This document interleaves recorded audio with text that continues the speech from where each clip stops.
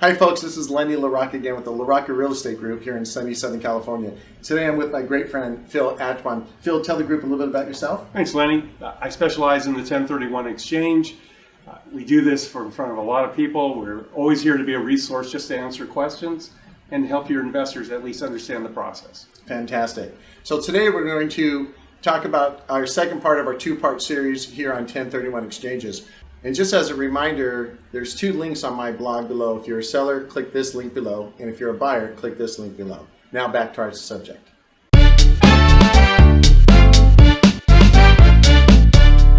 So Phil, thanks again for coming. You know, I get a lot of these questions about 1031 exchanges from my clients. And so the next question that we had here is, which entities may or may not be able to do a 1031 exchange?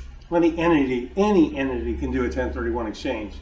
Somebody who's an individual, a trust, like a family trust, a LLC, an S Corp, a C Corp, a partnership, an LP, a joint venture, literally any tax entity can do a 1031 exchange, and they can acquire this property anywhere in the country, which is wonderful. So if they're selling property here in Southern California and they need to acquire on the East Coast or in the South or the Pacific Northwest, the government, the federal government, and the state of California will allow them to exchange that asset into one or multiple properties anywhere in the country. Well, that's great. So they're not bound by the state lines? Absolutely not. Absolutely not. And the bottom line is the IRS says that when you're doing this exchange, you have to go into like-kind property. A lot of people get confused, Lenny, as to what that means, like-kind. So here's the definition. I hope you're ready for this. Like-kind means any investment real estate to any investment real estate.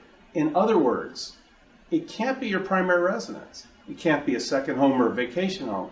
But any property that you use for business, investment, or to collect income will qualify for the 1031 exchange, which is wonderful. So if you're selling a vacant lot here in the South Bay and you want to buy something, let's say in Hawaii, you know, like a condo that you're going to have rented out, or an Airbnb, it qualifies for the 1031 exchange.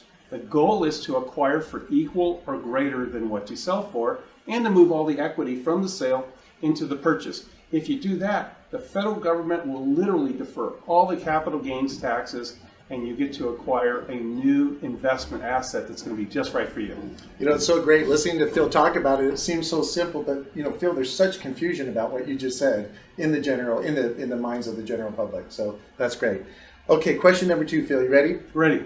Which properties qualify and do not qualify for a 1031 exchange? Well, again, if your primary residence will never qualify, second home, a vacation home will never qualify. However, some of your clients out there or your viewers today live in a duplex or a threeplex. They can actually exchange the investment portion of the sale and take advantage perhaps of the primary residence portion of the sale.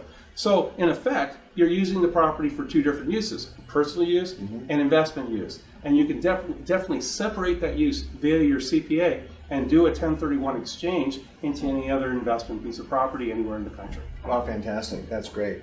Great, Phil. That's interesting. So listen, folks, if you have any questions about 1031 exchanges, please either contact Phil or myself. The contact information is below. And we look forward to speaking with you real soon. Thank you.